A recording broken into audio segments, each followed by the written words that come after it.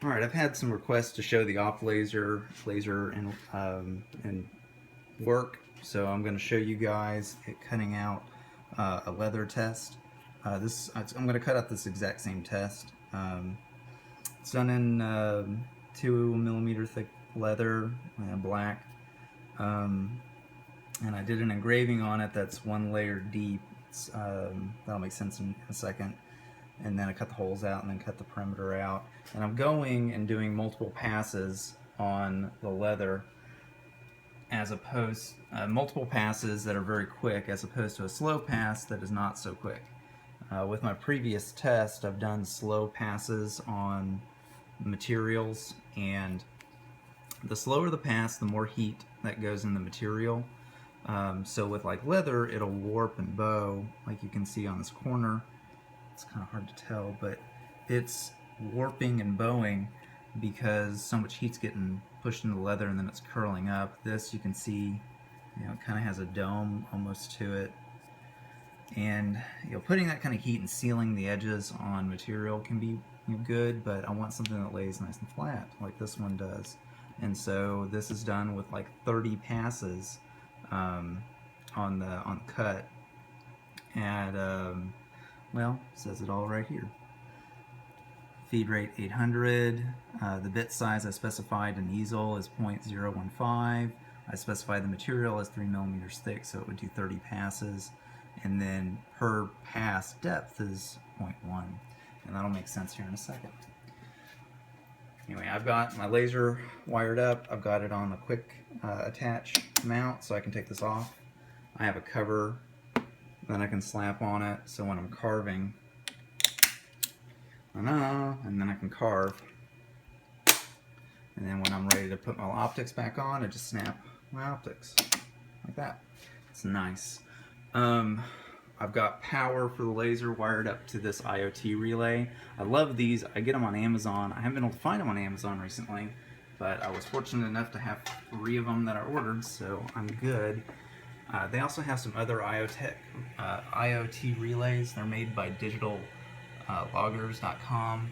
These are fantastic. I highly recommend them. They're easy, they're safe, they're well made, and they're fairly inexpensive. They're wired up back here. The M8 is wired up to M8 and ground. This ground is wired up to the power for this IoT relay. And then spindle PWM. Sorry for the poor.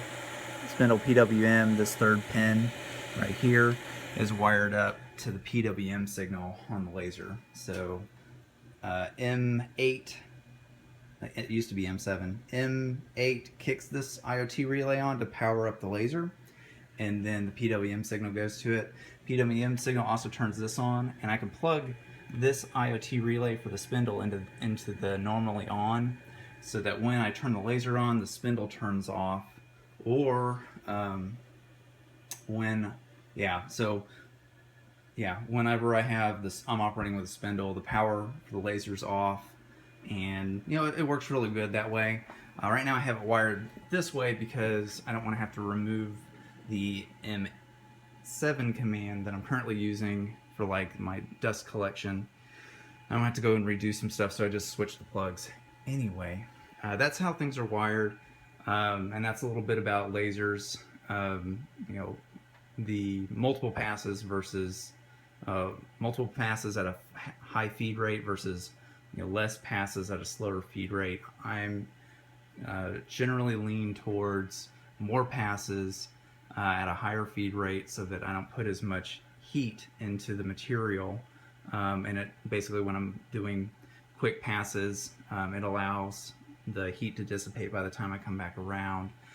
Drilling these holes out, on the other hand, it's doing these holes all at once, which isn't too bad, but you can see that they're warping, and because it's hitting one layer and it just drills down on them.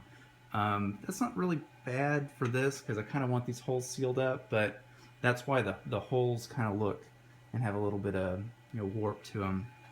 is because of the way this does everything. But anyway, the design I'm working from is this. I basically reworked the design just a little bit, flattened it out, and did a little bit of work on some of the vectors, get them all solid. And then I brought them into Easel. And so here's the layout I have for Easel. Did my first test, my second test, and I may do a third test, but right now, test 2. You can double check my settings, my feed rate 800, depth per pass, machine settings, safety height, I put 0.0001 and it basically sets it to 0. And then basically once I have my design ready and I have this all ready, so I'm doing 0.1, so it's only going to do one pass because depth per pass is 0.1. It's only going to do one pass on this, but it's pretty deep. And then this is doing 10 passes, 0.1 times 1, 10. And then this outer one is 3 millimeters, so it's doing 30 passes. Come in here, I'll generate the G code, exports it down here. Then I have my depths to G code code. If you need this, it's posted to GitHub. Just search for depths to shade G code generator. Whenever I make updates to it, this is updated live, so it's all good. I want to remove M7 because I'm using M8 now.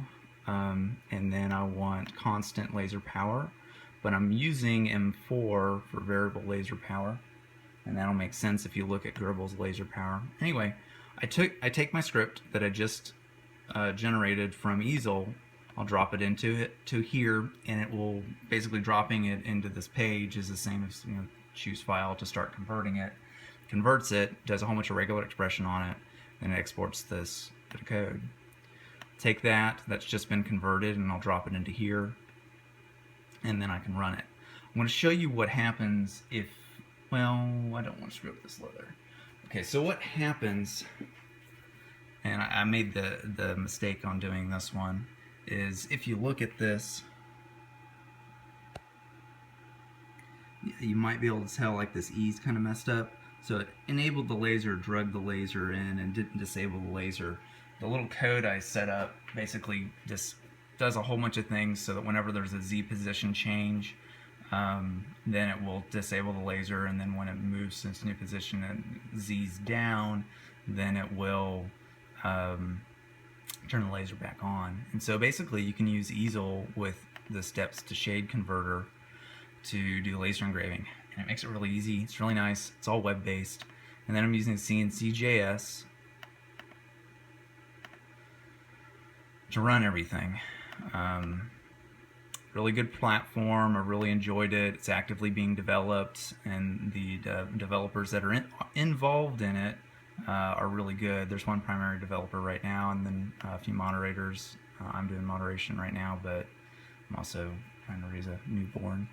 Anyway, so I'm going to delete that, copy this back in. So this is the converted version. This is the one that I just ran through depths to shades. We're going to go ahead and laser engrave it. And I'll go ahead and... So one thing you should see once you bring in depths to shade is no Z-axis change. I am going to try and get it so that at some point you can at least do different levels for your laser cutting. So right now, it flattens everything out so the Z doesn't move, but you are able to use the laser with it. Anyway, so real quick about safety. So these are some safety goggles I built with some laser safety panels that I got from JTech Lasers. It's a nice thick, you can see how thick that acrylic is. And I just cut a plate out. I would not do this again. These are some like cheap, camera VR goggles that I converted.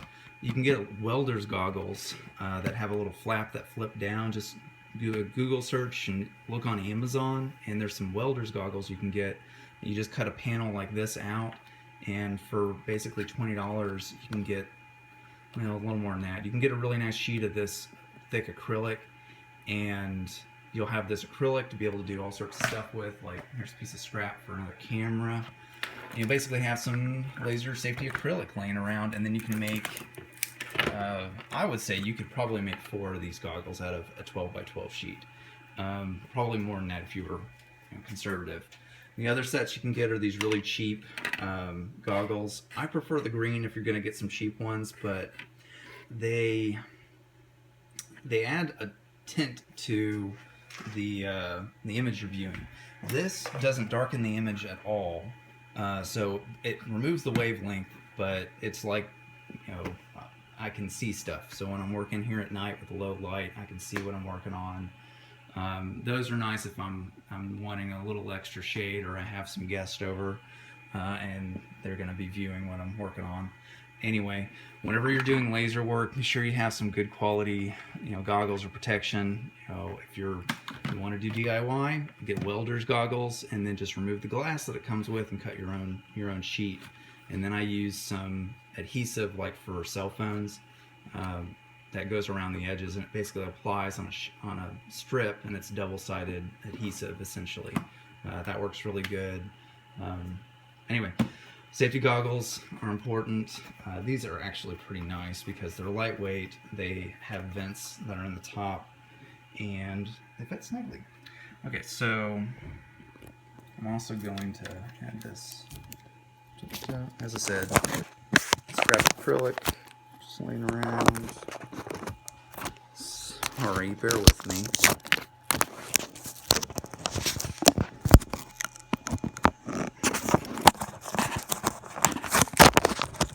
I would pause, but I hate editing. Okay, so we're going to start up. You'll see that M8 will click on when I hit start, and M4 will kick on for variable speed. Basically what that means is if the gantry slows down for a curve or a turn, the laser power will decrease to compensate for the curve. And we're ready to go. One other note, if you're cutting leather, at least, it's good to push it down and ply it down. So I've got weights all around where I'm going to be cutting, and that just helps for when it does shrink just a little bit or moves around just a little bit. It holds it in place just a little better. So that's why all the weights around the cutting area. You could also obviously do something a little safer. Additionally, you could get an additional piece of wasteboard. Notice that my extra piece of wasteboard on top of my wasteboard does curl. So anyway, that's what I've got set up. Let's go ahead and get to this. Alright, so we'll start our laser engraving, and usually I'll start up M8 to start the engraving or start the power up so that it doesn't just move to the engraving spot. I'm not going to do that. I'm not going to turn my power on. I'm going to let it click on and show you what happens. So we're going to click it on, and it's always when you're showing someone. So I've got a dwell command I need to remove. That's what's happening. So there, it clicked on, and now it's doing the engraving.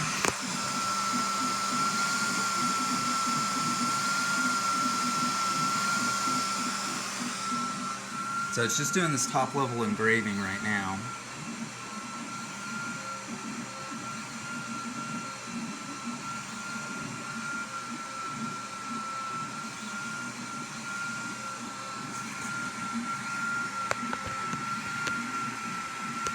And I've got a webcam right here.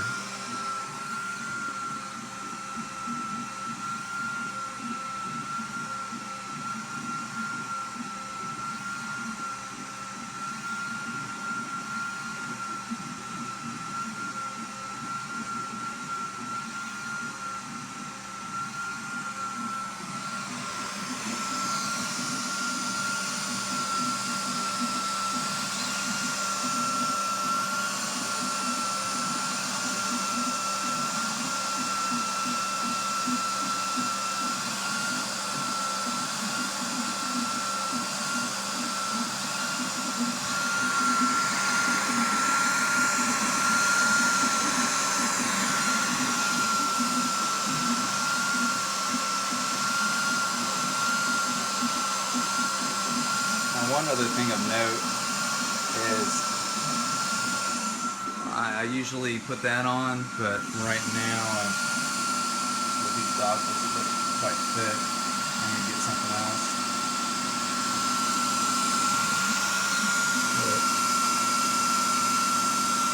be aware of your health.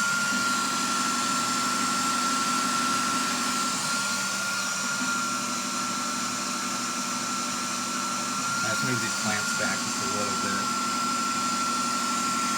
This may not even be far enough for this bottom at least.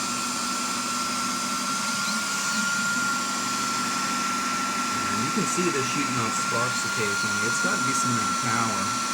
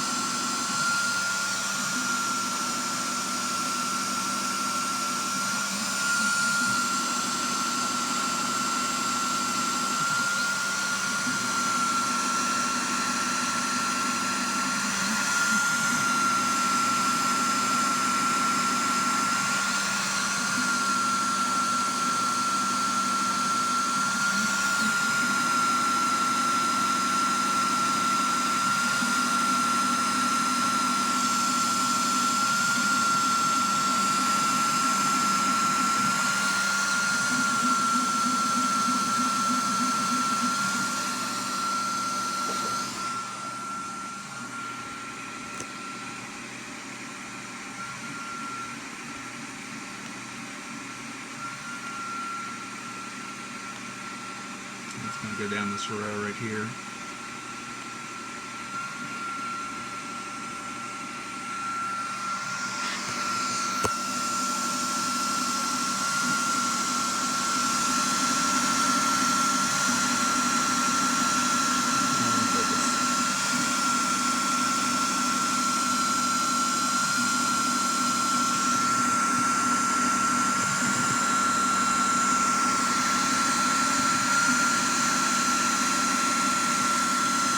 Leather I'm carving in right now is slightly different than this leather. It's got quite a stink to it, a lot more than the other.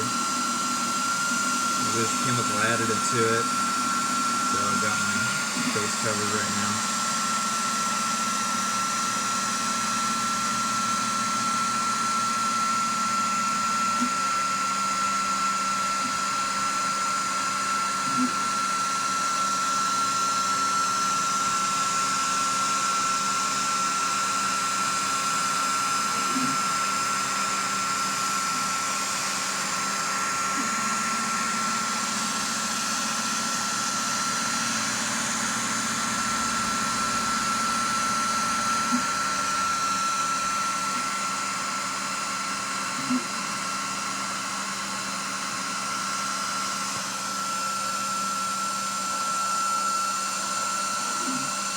Anyway, that's going to go for quite a while, probably another, I need to check, probably got another 10 minutes at least to cut this out. To give you an idea just kind of the cutting power it has, so this is like a painter's stick from like Lowe's, and this was like 4 passes to cut this out. This was a previous object. It's actually the same template I was using for this. But yeah, it made quick work of this, quicker than I expected. And the edges are nice. This is essentially just balsa wood. A little thicker than balsa wood, but essentially balsa wood.